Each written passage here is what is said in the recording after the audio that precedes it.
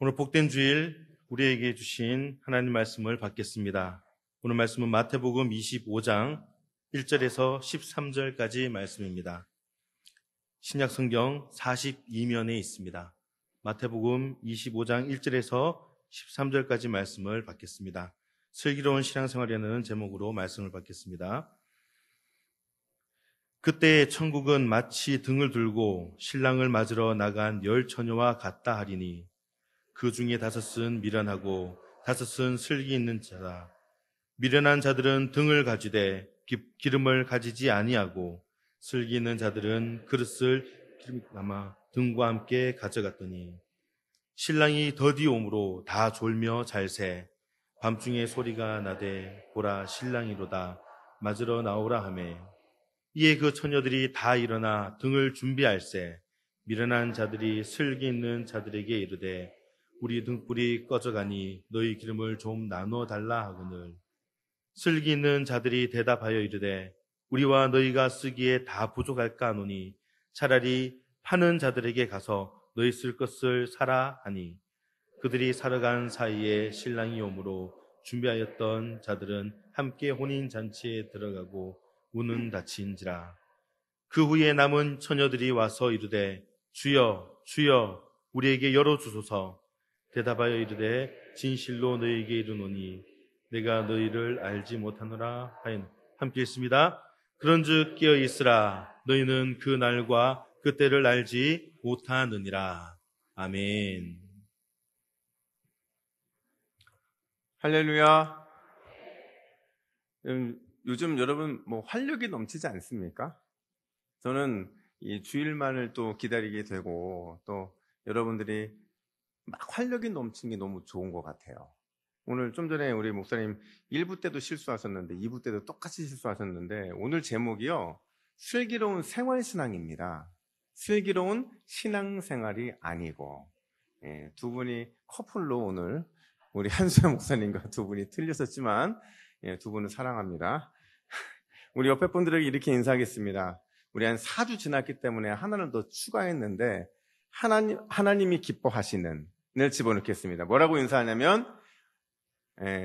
우리 교회는 5달란트 받은 하나님이 기뻐하시는 명품 교회입니다. 이렇게 옆에 분들 인사하겠습니다.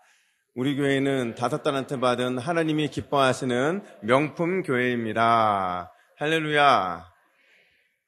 여러분 처음에도 명품 성도님들이 맞았고 우리 교회는 명품 교회였는데 자꾸 명품 교회 5달란트 받은 교회 이러니까 더 많이 빛나는 것 같아요. 참 그냥 여러분 보는 게 참 행복합니다. 여러분 저만 그런 것 같습니다. 다시 한번 저는 여러분 보는 게 참 행복합니다. 여러분도 저 보면 행복하시죠? 그런 줄로 믿습니다. 스웨덴 스톡홀름 대학교에서 아주 특이한 실험 하나를 했는데요. 실험의 주제가 뭐냐면 지혜로운 아내 또 현명한 아내의 영향력에 관한 연구였어요. 그러니까 이게 이런 거거든요. 아내가 현명하고 지혜로우면 평생 함께 사는 남자가 행복함을 느끼는가, 또 집안의 화목할 수 있는가, 이런 것들을 살피는 거였다고 해요.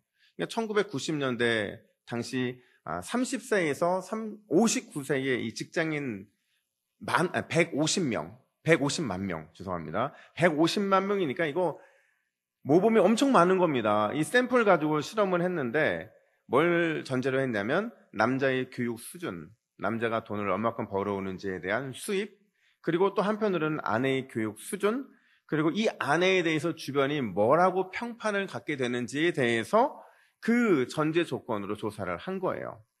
13년이 지났습니다. 이러면 13년이 지난 뒤에 그 가정의 상황들과 남자들의 상태를 분석했더니 어떤 결과가 나온 줄 아세요? 여자분들 충격받지 마세요. 현명한 아내를 두었다고 평판이 있었던 그 가정의 남자들은요, 여러 가지 생활 습관과 환경에서 오는 이런 질병을 덜 걸리더라는 거예요. 심지어 그런 가정에 있는 남자들은 삶이 행복함을 느끼고, 그리고 그 가정은 너무나도 화목했다라는 겁니다. 반성되시죠? 근데 여러분 더 재미난 건 뭐냐면요, 제가 처음에 한쪽은 남자의 전제, 하나는 여자의 전제였는데 남자들의 학력 수준이나 수입 이런 것들은 남자들이 느끼고 있는 행복이라든지 가정의 화목에는 전혀 영향을 미치지 않았다는 거예요. 여러분, 지혜로운 한 여자와 함께 사는 그 남자, 행복한 남자인 줄로 믿습니다. 여러분, 지혜로운 한 여자가 한 남자를 살려내요. 한 남자만 살리는 게 아니라 가정도 살려내고 또 교회도 살려내고 나라까지 살려내는 줄로 믿습니다. 그만큼 여자의 영향력은 커요. 여자 안에는 엄마도 들어가고 아내도 들어가잖아요. 여러분, 제가 이걸 한번 성경적으로 증명해 볼게요. 지혜로운 여자 또 미련한 여자가 얼마나 큰 차이가 있는지를 보십시오. 여러분, 사울왕이 정말 사랑했던 또 아꼈던 사람이 있었어요. 누구죠? 다윗입니다. 사울왕에게 있어서는 다윗은 너무 소중한 인물이었어요. 왜냐하면 목숨 걸고 블레셋과 싸웠거든요. 목숨 걸고 골리앗과 맞짱 떴던 사람이거든요. 또 자기가 마음이 울적하고 힘들 때는 하프를 치면 그렇게 마음이 평안해지는 거예요. 그 얼마나 사랑스럽겠어요. 근데 이 둘 사이가 한순간 쫙 갈라집니다. 이제는 사랑의 존재가 아니라 증오의 존재가 되고 미움의 존재가 되는데 그 시발점이 어디였느냐? 사무엘상 18장이에요. 사무엘 18장에 보면 다윗이 블레셋의 장군이었던 골리앗을 쓰러뜨리고 돌아올 때 온 이스라엘의 여자들이 다 몰려 나와서 춤을 추면서 축하 공연을 펼치는데 그때 뭐라고 환호를 하냐면 우리 같이 한번 읽어볼까요? 시작! 사울이 죽인 자는 천천히요 다윗은 만만이로다. 여러분, 지금 이렇게 읽으신 여자분들 때문에 다윗과 이 사울이 갈라진 거예요. 왜 그러냐면 여러분, 유대인들의 입장에서 천이라는 숫자는 유한한 수 중에서 최고의 수예요. 그러니까 천천이잖아요. 유한한 수 중에서 최고의 수인 천을 한 번 더 한 거거든요. 그러니까 최고의 업적을 이룬 사람에게만 천이라는 숫자를 씁니다. 그런데 사울에게는 천천 써서 얼마나 극진하게 높여주는지 몰라요. 근데 문제는 이 만이라는 개념인데 천밖에 개념이 없다고 그랬잖아요. 천 이상은 없어요, 유대인들에게. 근데 만이라는 개념은 무한대의 개념으로 쓰임을 받는 수예요. 그러니까 0에 속한 수거든요. 무슨 말이냐면 지금 여인들이 하고 있는 게 무슨 말이냐면 사울은 사람들 중에서 으뜸 천천이지만 다윗은 0에 속한 자들 중에서 최고의 으뜸 만만이라는 얘기를 하고 있는 겁니다. 물어볼게요. 여러분, 솔로몬이 지금 사울이 직업이 뭐예요? 왕이잖아요. 왕은 뭐 하는 사람이에요? 정치인이잖아요. 정치인이 얼마나 이런 대중의 여론에 많이 집중이 되잖아요. 그러니까 본인이 그런 여론의 평가를 받는 거에 대해서 아마 되게 싫었을 거예요. 불쾌했을 겁니다. 결국 이 지혜롭지 못한 여인들의 말 한마디가 사울에게는 그 다음부터 곧장 이어서 악령이 들어가게 만들었고 그 악령이 된 사울 때문에 아주 오랜 시간 동안 다윗은 고난의 시간을 보낼 수밖에 없었다라는 거예요. 여러분, 다시 정리합니다. 지혜로운 한 여자가 중요한 줄로 믿습니다. 여자들은 지혜로워야 돼요. 여자들은 지혜로워야 되는 줄로 믿습니다. 전 여러분들이 다 지혜롭다는 전제하에서 말씀드리는 거예요. 너무 불쾌하게 생각하지 마세요. 여러분, 오늘 본문에 보면 10처녀의 비유가 등장을 하게 되는데 두 종류의 여자가 등장을 하거든요. 딱 다섯이에요. 이 5은 슬기롭다는 평가를 받는 처녀들이고 또 반대는 미련하다는 평가를 받는 처녀들이었어요. 그 당시에 결혼 정년기가 18세였으니까 지금 이 10처녀의 나이는 12살에서 18살 정도 되는 그 정도의 나이라고 예상해 볼 수 있다는 거죠. 근데 중요한 건 뭐냐면 마태복음이라는 이 복음서 안에서만 미련하다, 슬기롭다라는 이 단어를 이 평가하는 기준이 있다는 거예요. 마태복음 자체적으로. 미련하다라는 단어를 살펴보면 이게 헬라어로 모로스라는 단어이거든요. 그냥 일반적으로 우리는 뭐 어리석다, 우둔하다 이렇게 말을 하는데 이걸 막 분석해 보면요. 이 쓰임새를 보면 알아요. 마태복음 5장 13절에서 우리가 잘 아는 맛을 잃어버린 소금 얘기 아시죠? 정체성을 잃어버린 소금이거든요. 소금이 짜야 그 맛의 의미를 우리가 느낄 수 있는데 소금의 맛을 잃어버렸어요. 소금을 넣을 이유가 없잖아요. 그러니까 지금 이 단어는 무슨 얘기냐면 미련하다라는 단어는 똑같은 단어를 쓰면서 맛을 잃어버렸다, 맛이 같다 이런 의미로 쓰이는 단어예요. 또 마태복음 7장 26절 보니까 예수님의 말씀을 듣지 않는 어리석은 자라는 의미로도 이 단어가 쓰였다는 거예요. 정리하면 마태복음 안에서 미련하다라는 말은 마땅히 해야 하는 것을 행하지 않는 그런 사람, 또 정체성을 잃어버리고 살아가는 사람, 한마디로 말하면 삶의 태도에서 예수님과 전혀 상관없이 살아가고 있는 사람들을 향해서 미련하다 이런 말을 쓴다는 거예요. 그러면 여러분 슬기롭다는 말은 무슨 뜻일까요? 헬라어로 프로니모이라는 단어인데 이것도 마찬가지로 현명하다, 분별력 있다, 총명하다 이런 뜻이에요. 근데 마태복음 7장 24절 보니까 예수님의 말씀을 듣고 순종하는 지혜로운 사람을 쓸 때 바로 슬기롭다는 이 단어를 썼다는 거예요. 또 마태복음 24장 45절에서는 주의 말씀에 순종하는 자세를 가리켜서 슬기롭다는 태도를 쓴다는 거죠. 이것도 정리해보면 무슨 말이냐면 모든 면에서 예수님과 관련된 충만한 상태에 있는 사람을 슬기롭다라는 단어를 쓴다는 겁니다. 자, 그럼 여러분 오늘 본문에서 이 처녀들을 향해서 슬기롭다, 미련하다라고 평가하는 기준은 이 지금까지 마태복음에서 하고 있는 평가 위에 또 다른 평가 하나가 또 덧붙여지는데 우리 3절부터 4절까지의 말씀을 같이 읽습니다. 시작! 미련한 자들은 등을 가지되 기름을 가지지 아니하고 슬기 있는 자들은 그릇에 기름을 담아 등과 함께 가져갔다니. 아멘. 여러분, 공통적인 건 뭐예요? 이 열 처녀 모두가 뭘 갖고 있어요? 등은 가지고 있습니다.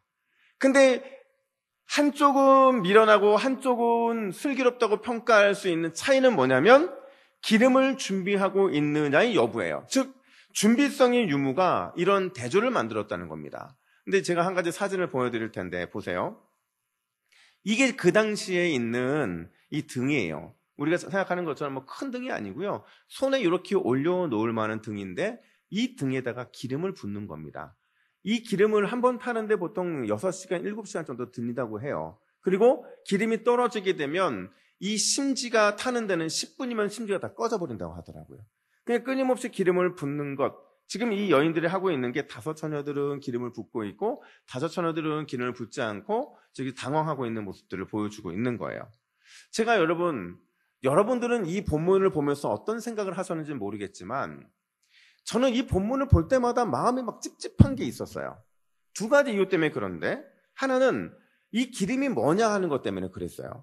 이 기름이 도대체 뭐길래 누군가는 슬기롭다는 평가를 하게 만들고 또 누군가는 미련하다는 평가를 하게 만드냐 하는 것이죠.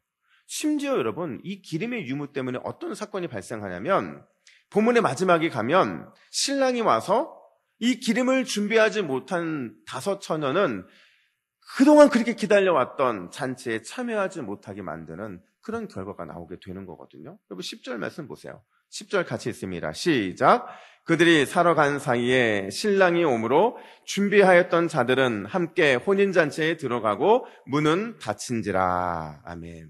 문이 닫혔대요. 이게 그냥 문을 닫아놓은 게 아니고요. 여러분 문을 닫아서 아예 자물쇠로 안전하게 잠궈버린 겁니다. 아무도 들어오지 못하도록 잠가버린 것, 그것을 바로 문이 닫혔다라는 표현을 쓰고 있는 겁니다. 여러분 심지어 기름을 준비해 와요. 이 여인들이 가서 기름을 사가지고 와서 문을 열어달라고 두들기는데 그 요청에 대해서 신랑이 뭐라고 단호하게 말을 하냐면 나는 너희를 알지 못한다 이렇게 말을 해요. 얼마나 냉정한 반응입니까? 도대체 기름이 뭐길래 이 5 처녀들을 이렇게 고통스럽게 하느냐는 거예요. 이게 첫 번째 고민이고 2번째 고민은 뭐냐면 이 슬기로운 이 평가, 슬기롭다는 평가를 받고 있는 이 여자들에 대한 평가입니다. 그러니까 태도죠. 여러분 오늘 본문에 등장하는 슬기로운 처녀들이 이 미련한 처녀들을 대하는 태도를 보십시오. 저는 솔직히 좀 이기적이더라고요. 자기밖에 모르고 너무 냉정하고.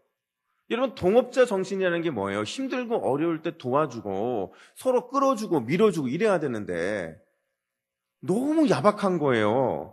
신랑을 기다리면서 함께 웃었고 함께 즐거워했고 함께 설렜고 함께 여러 가지 이야기들을 나누면서 오랜 시간을 보냈는데 이 슬기로운 5 처녀의 태도가 언제 바뀌냐면요. 6절에서 신랑이 왔다? 이 말이 딱 들리자마자 그대의 태도가 싹 바뀌어버리는 겁니다. 급변을 해요. 어떻게 급변을 하냐면 딱 잘라 거부하는 겁니다. 기름을 나눠달라고 하면 좀 줘도 되는데 딱 잘라 거부하는 거예요. 그러면서 내세운 이유가 너무 구차한 거예요. 여러분 보세요. 9절 말씀 보겠습니다. 9절. 자, 시작. 슬기 있는 자들이 대답하여 이르되 우리와 너희가 쓰기에 다 부족할까 하노니 차라리 파는 자들에게 가서 너희 쓸 것을 사라 하니. 아멘. 여러분, 분명히 신랑이 곧 온다고 그랬어요. 신랑이 곧 온다고 했으면 그거 조금 나눠주는 게 어려운 겁니까? 심지어 여러분, 부족하게 될지 모른다는 이 핑계를 대면서 나눠주지 않는 거는 진짜 야박한 행동들이거든요. 문제는 이 기름이 뭐냐는 거예요. 도대체 기름이 뭐길래 사람을 이렇게 야박하게 만들고 이기적으로 만들고 인색하게 만드냐 하는 것이죠. 제가 이 문제를 가지고 고민할 때 저한테 어떤 책에서 인사이트를 주는 한 예화가 있었는데 이런 겁니다. 등대지기 이야기인데 어느 위험한 이 해협에 등대 하나가 크게 서 있어요. 이 등대를 지키는 등대지기가 딱 한 명인데 그 등대지기는 매월 한 번씩 배달되는 기름을 이제 받아서 항로를 비추는, 등대를 비추는 그 역할들을 했던 거예요. 근데 어느 날 날씨가 많이 추워지니까 한 과부가 찾아와서 땔감이 없다고, 우리 아이들이 막 떨고 있으니까 제발 땔감 좀 빌려달라고 부탁을 합니다. 그러니까 이 등대지기가 불쌍한 마음이 들어서 기름을 나눠줍니다. 또 어느 날은 한 사내가 와서 불을 켤 수가 없어서 아이들이 공부를 못한다는 거예요. 그러니까 너무 불쌍한 마음이 들어서 또 그에게 그 기름을 또 주게 돼요. 이런저런 이유로 사람들에게 조금씩 기름을 나눠주게 되는데 문제가 발생해요. 폭풍과 치고 비바람이 몰아치는 어느 날 그 해협을 통과하던 여러 척의 배들이 좌초됩니다. 심지어 인명사고까지 나게 돼요. 문제는 등불을 밝힌 기름이 떨어져서 항로를 비추지 않음으로 인해서 났던 사고였던 거예요.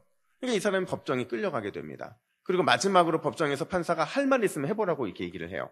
그랬더니 그가 뭐라고 강하게 항변하냐면 저는 많은 사람들을 돕는 일에 이 기름을 썼을 뿐입니다. 단 한 방울도 저는 저를 위해 쓰거나 나쁜 일을 위해 사용하지 않았습니다. 저는 억울합니다. 이런 얘기를 하는 거예요. 그러니까 이 말을 듣고 있던 이 판사가 마지막 판결을 하면서 뭐라고 얘기를 하냐면 여보시오, 그 기름은 오직 등대의 불을 밝히기 위한 그 목적을 위해서만 써야 되는 기름입니다. 아무리 당신이 선한 일을 사용했다 하더라도 당신은 그 기름을 임의적으로 쓸 수 있는 자격이 없습니다. 권한이 없습니다. 그렇기 때문에 당신은 유죄인 겁니다. 이거 무슨 얘기하는지 아시겠죠? 바로 그거예요. 오늘 본문에 등장하는 이 기름은요, 단 한 가지 목적을 위해서 사용되는 기름이에요. 그 목적이 뭐냐면 빛을 비추기 위해서 사용하는 기름이라는 겁니다. 많은 사람들이 이 기름에 과연 뭘 상징할까 늘 궁금해했거든요. 어떤 분들은 이 기름은 성령이라고 말을 하기도 하고 어떤 분들은 또 이것이라고 저것이라고 얘기를 하는데 가장 건전한 해석은요, 이 기름은요 우리의 구원론의 관점에 있어서, 구원론의 차원에 있어서 우리의 신앙과 삶을 가리키는 겁니다. 그러니까 우리가 예수님이 다시 오시는 그날까지 이 종말의 때를 살아가면서 우리가 믿음, 우리의 신앙, 그것을 유지하고 있는 것, 그것을 태우는 것, 그게 바로 기름이라는 겁니다. 이 천국잔치를 기다리면서 준비해야 되는 우리의 태도, 그 태도의 안에 우리는 우리의 믿음과 신앙을 다 넣을 수 있는 거죠. 여러분, 그렇다고 한다면 이거 꺼줄 수 있습니까? 그렇다고 한다면 이거 안 꺼주는 사람을 향해서 이기적이라고 인색하다고 말할 수 있느냐는 겁니다.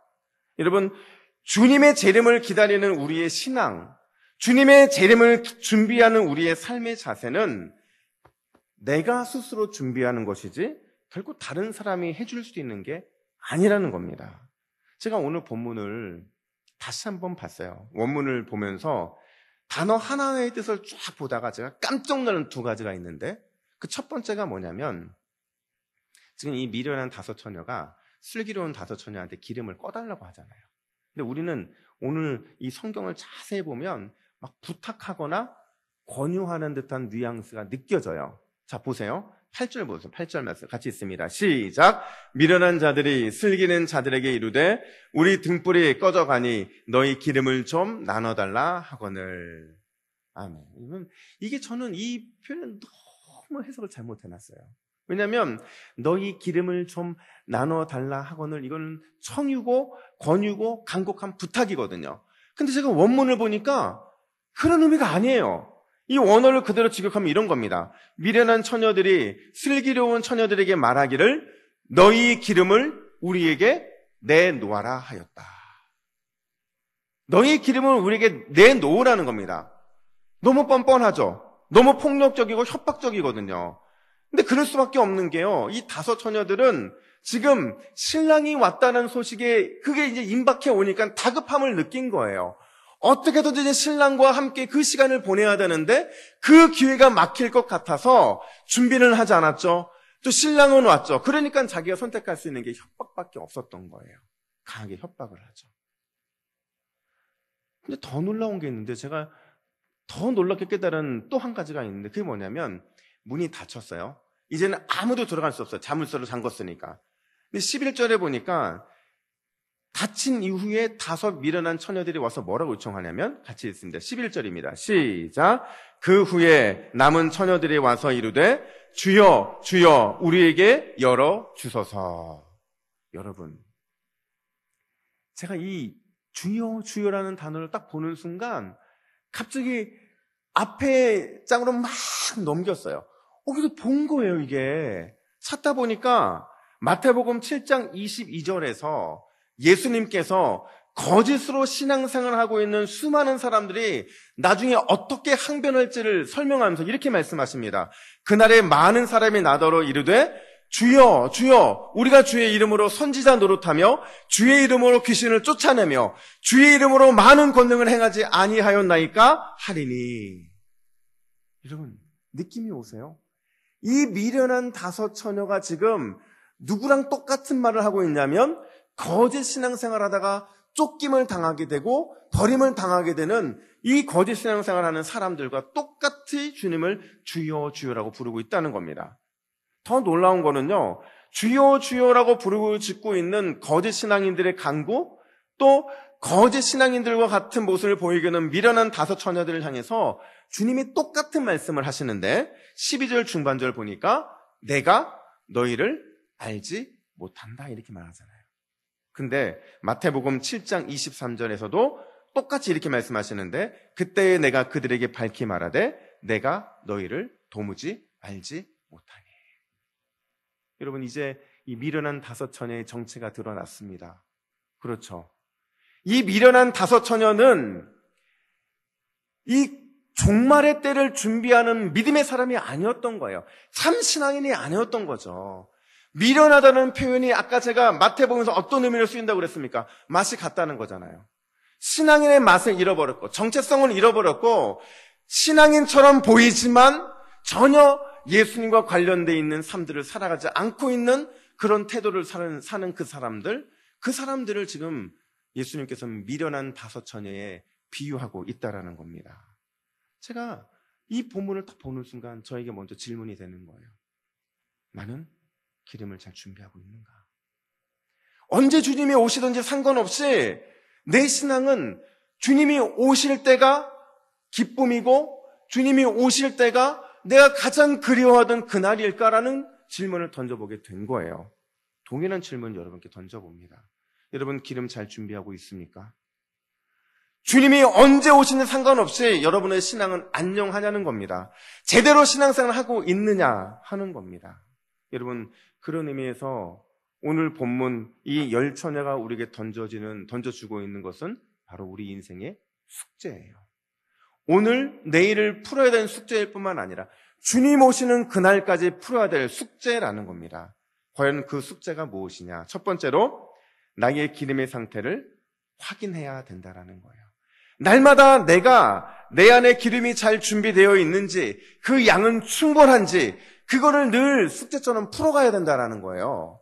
이걸 어떻게 알 수 있느냐? 여러분, 우리 잘 모르죠. 사실 내 안에 기름이 차 있는지 안 차 있는지 내가 어떻게 알아요? 근데 이걸 점검해 볼 수 있는 방법이 있어요. 그게 뭐냐면 현재 나의 관심사가 무엇인지를 점검해 보면 알 수 있어요. 일주일 동안 내가 무엇 때문에 살아가고 있고 어떤 관심사에 끌려 살아가고 있는지, 그게 내 영적인 관심사인지 내 삶의 관심사인지 내 인생의 문제의 관심사인지를 정확하게 점검해 보면 그 답이 나온다는 거예요. 주님을 향한 굳건한 믿음이 있는가? 온전한 이 헌신을 하고 살아가는가? 날마다 기도 위에 무릎, 말씀의 은혜를 사모하는 그 열정이 내 안에 있는가? 늘 점검하고 또 점검해야 된다는 겁니다. 왜냐하면 주님이 이렇게 말씀하시거든요. 13절 말씀 보세요.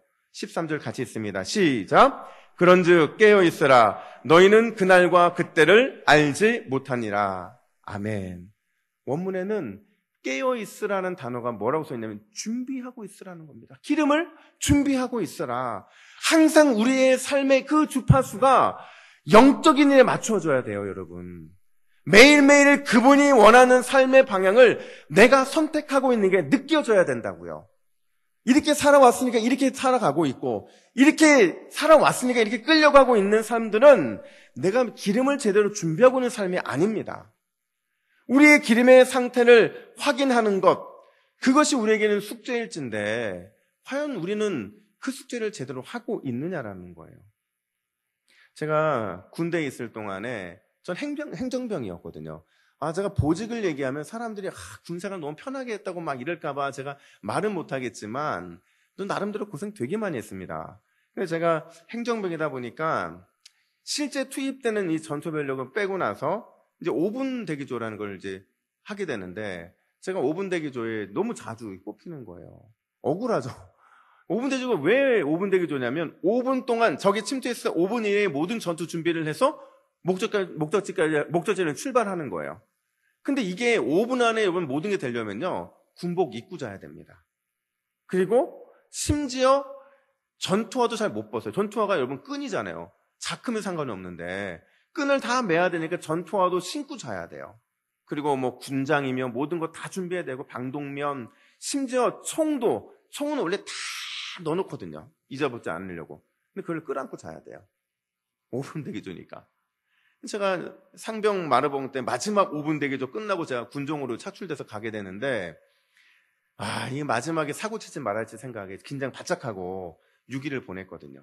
이 5분 대기조가 일주일에 한 번씩 바뀌는데, 이제 마지막 날인데, 마지막 날은 암묵적으로 원래 이 비상 걸리지 않아요.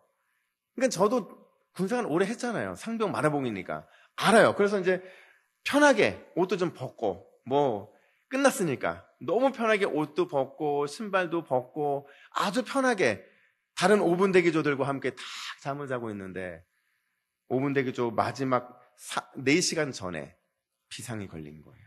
그것도 부대 자체적인 비상이 아니라 상급 부대에서 내려오는 비상이었어요. 적군이 저희 부대 산에 침투한 거예요. 저희가 뭐 후다닥 옷을 입고 막 이러고 출발했는데, 여러분 어떻게 된 줄 아세요? 군인들이 가장 치욕적인 게 뭐냐면 전투에서 패배한 거예요. 지는 거예요. 그 지는 걸 어떻게 표현하냐면, 실제로 죽이진 않으니까 포박을 합니다. 똑같은 군인들인데 포박을 해요. 손도 이렇게 포박을 하고 이렇게 포박을 해서 끌려 내려오는데 11명이 줄줄줄 완전히 굴비처럼 꼬여서 이렇게 내려오는데 얼마나 그 마음 비참한지. 그러고 나서 여러분, 제 군장 다 벗고 나서 새롭게 군장 다시 꾸려서, 이 군대에서는 절대 가지 말아야 되는 두 군데가 있는데 하나는 영창이고 하나는 군기교육대예요. 군기교육대 마지막으로 갔다 온 사람이잖아요. 근데 군기교육대 할 때 여러분 맨날 뜁니다. 군장 다 하고 일주일 내내 뛰어요. 50분 뛰고 10분 쉬고 50분 뛰고 10분 쉬는데 수많은 이 장병들이 보잖아요. 그게 얼마나 치욕적인지 몰라요. 여러분, 우리의 영적인 상태도 이럴 수 있다는 겁니다. 긴장을 풀어놓는 순간, 어느 순간 비상이 걸려서 우리 인생에 어떤 문제가 발생하면, 그게 만약에 주님이 오시는 그날이라고 한다면 과연 여러분들은 그 비상 제대로 준비되어 있냐는 겁니다. 여러분, 겉모습만 봐서는 우리가 온전한 기름을 준비했는지, 참된 기름을 잘 준비한 상태인지 알 수가 없어요. 스스로 나는 좋은 기름을 준비했다고, 나는 많은 양의 기름을 최상급으로 준비했다고 생각하지만 우리는 착각일 때가 많다는 겁니다. 여러분, 그래서 이 기름을 준비하는 게 위험하면서도 중요하다는 얘기를 하고 있는 겁니다. 여러분, 이번 한 주 우리가 어떤 기도의 제목을 올려야 됩니까? 아니, 주님 오시는 그날까지 우리가 어떤 기도의 제목을 올려야 됩니까? 자, 기도 제목 띄워주시죠. 우리 같이 함께 천천히 읽겠습니다. 시작! 주님, 이번 한 주 영적인 5분 대기조의 삶을 살기 원합니다. 늘 최상급 기름을 준비하게 하시고 적과 언제든지 싸울 수 있는 영적인 칼을 가는 경건한 훈련을 하게 하여 주시옵소서. 할렐루야. 이런 삶을 우리는 살아야 된다는 거예요. 제가 왜 오늘 이 본문 말씀을 정했겠어요? 제가 목양실에서 고민을 하는데 좀 아쉬운 거예요. 뭐가 아쉽냐면 우리가 고난주간 특세하면서 우리 이 정도 모여서 예배했잖아요. 막 같이 기도하고 막 얼마나, 특히 우리 남자 집사님들 많이 오시니까 너무 좋더라고요. 근데 특세 끝나자마자 다 가방 싸가지고 각자 자기 길로 가신 거예요. 그래서 제가 이거는 탄력을 받을 때 탄력을 받아야 교회가 뜨거워지겠구나 하는 생각이 드는 거예요. 여러분, 저는 만약에 주님이 오신다면 저희 새벽 예배 시간에 오셨으면 좋겠어요. 아멘? 왜 아멘을 못하시냐? 다 새벽을 못 깨우시니까. 근데 저는 그렇게 생각해요. 주님 오시는 날 아마 어마어마하게 자연재해가 일어나고 막 이러면서 교회에서 예배 드릴 수 없는 상황일 때 주님이 오실 것 같다는 생각이 드는 거예요. 그렇게 됐으면 좋겠어요. 여러분, 오늘 이번 한 주 동안 영적인 5분 대기조의 삶이 우리의 삶이 되어야 될 줄로 믿습니다. 뿐만 아니라 두 번째 우리가 점검해야 될 게 뭐냐면 숙제인데요. 기름의 역할을 잘 감당하고 있는지를 내 스스로 확인해 봐야 돼요. 여러분, 기름의 역할이 뭡니까? 기름의 역할은 세상을 비추는 거예요. 그래서 어떤 신학자가 이 세상을 비추는 우리의 정체성에 대해서 뭐라고 표현해주고 있냐면 우리는 세상으로부터 부름받고 또 세상 속으로 보냄받은 예수님의 신실한 제자가 되어야 한다, 이렇게 말을 합니다. 세상을 그리스도의 나라, 하나님의 나라로 바꾸어가는 영적인 등대의 역할을 우리가 감당해야 된다는 겁니다. 어떻게 감당할까요? 어떻게 해요? 우리 마태복음 5장 16절 말씀을 또박또박 크게 읽겠습니다. 시작! 이같이 너희 빛이 사람 앞에 비치게 하여 그들로 너희 착한 행실을 보고 하늘에 계신 너희 아버지께 영광을 돌리게 하라. 할렐루야. 여러분, 어떻게 가능하냐면 착한 행실, 즉 믿음의 선행을 통해서 우리는 세상을 비춰야 된다는 겁니다. 우리의 생활의 목표는 분명해요. 우리는 먼저 예수님의 빛을 받아야 돼요. 바른 채이신 예수님께 우리는 빛을 받아서 그 빛으로 착한 행실을 함으로 하나님께 영광을 돌리게 하는 거예요. 이게 바로 생활 신앙화라고 한다는 겁니다. 여러분, 저는 가끔 제 스스로에게 그런 생각을 합니다. 나는 과연 어떤 생활 신앙인인가? 나는 성도들이 나를 볼 때 과연 예수님 믿고 싶은 그런 사람으로 쓰임받고 있을까? 나는 다른 사람들이 볼 때 그런 평가를 받을 만한 준비를 하며 살아가고 있는가? 난 영적 등대가 맞나? 그런 생각들을 한다는 거예요. 여러분, 가끔 우리가 이제 살다 보면 참 궁색해질 때가 있거든요. 예수님을 믿는다는 거는요, 사실은 굉장히 명품 성도가 되는 삶을 사는 게 맞아요. 그 명품 성도가 뭐냐면 고린도후서에 말하는 것처럼 있는 없는 자 같으나 많은 것을 가진 자이고 고난받는 자 같으나 늘 기뻐하는 자인 거예요. 우리의 인생이 역설적으로 살아내고 있으면 그게 명품 성도의 삶인 겁니다. 근데 우리는 늘 어려우면 어려운 티를 내고 힘들면 힘든 티를 내고 또 우리의 고통 중에 있으면 누가 봐도 고통스러워 보여요. 과연 이 모습을 통해서 그리스도가 우리를 통해서 빛을 발할 수 있을까라는 고민을 하게 된다는 겁니다. 한번 제가 여러분 물어볼게요. 여러분, 저는 명품 목사 같습니까? 제가 반성해야 돼요, 제가 진짜. 근데 저는 여러분 정말 품격 있는 목사가 되려고 노력을 해요. 제가 입고 있는 이 양복, 이 옷들 비싼 거 하나도 없어요. 그럼 저는 늘 정갈하게 입고 다니려고 합니다. 누가 보더라도 저 목사님은 정갈해. 여러분, 새벽에 나올 때 30분 더 자는 게 얼마나 꿀잠인 줄 아세요? 저는 그 30분을 포기하고 샤워를 하고 나옵니다. 왜요? 강단에 서야 되니까. 이 강단에 설 때 성도들이 앞모습과 뒷모습의 동일한 목사의 모습을 보여주고 싶어서 그렇게 산다는 거예요. 그렇다고 여러분 새벽에 다 목욕하고 나오라는 얘기 아니에요. 우리의 삶의 자세가 그래야 된다는 겁니다. 누가 보더라도 내 모습 속에 발원체이신 예수님의 빛이 보여야 되고 그 착한 행실로 조금 더 섬기고 사랑하고 조금 더 누군가에게 다가가는 그 모습을 통해서 내가 하나님께 영광을 올려드릴 수만 있다고 한다면 그런 우리의 삶은 정말로 기름을 비추는 그 온전한 삶을 살아가고 있는 거예요. 그게 주님이 원하시는 생활신앙인의 사명이라는 겁니다. 제가 여러분 새벽에 한번 말씀드린 적이 있는데 한 아이가 교회를 갔다 오더니 자꾸 이상한 행동을 하는 거예요. 성경책을 바닥에 놓고는 그 위에 자꾸 올라갔다 떨어졌다를 반복하는 겁니다. 아이들 성경책이니까 얼마나 작아요. 그러니까 두 발로 짚고 있어도 자꾸 떨어지게 되는 거예요. 그랬더니 엄마가 물어봅니다. 야, 너 자꾸 왜 성경책 위에 올라가니? 그랬더니 이거 전도사님이 주신 숙제라는 거예요. 엄마가 단호하게 너 성경책 위에 올라가는 거 하나님이 기뻐하지 않는 거야. 그랬더니 이 아이가 뭐라고 했냐면 아니라는 겁니다. 우리 전도사님이 일주일 동안 우리 모두한테 말씀 위에 서는 생활을 하라고 했다는 거예요. 여러분 다 웃으시는 분들은 새벽 예배 안 나오신 분들이에요. 여러분 말씀 위에 서는 이 열정의 아이 웃자고 만든 얘기일 수도 있겠지만 우리의 그 삶이 그래야 된다는 겁니다. 여러분 오늘 설교의 제목이 뭡니까? 슬기로운 생활신앙입니다. 슬기롭다는 단어가 무슨 뜻이냐면 기름을 잘 충분히 준비했는가라는 질문이에요. 이것 때문에 미련하다고 평가를 받았잖아요. 슬기롭다는 것은 기름을 충분히 준비했는가에 대한 주님의 질문인 겁니다. 그러면 생활신앙은 무엇입니까? 말씀 위에서 우리의 착한 행실로 우리의 사랑과 섬김과 헌신과 애정어린 전도와 수많은 애씀을 통해서 하나님께 영광을 돌리는 삶을 살고 있는가에 대한 주님의 질문이라는 거예요.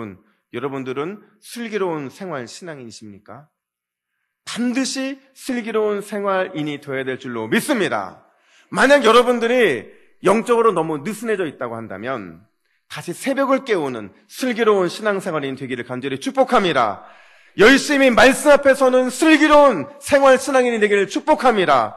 더욱 사랑으로 섬기는 슬기로운 신앙인이 되기를 간절히 축복합니다. 그럴 때 이번 한 주 우리의 삶은 주님으로부터 슬기롭다, 슬기로운 성도이다, 슬기로운 동부교회라는 그런 평가를 받을 줄로 믿습니다.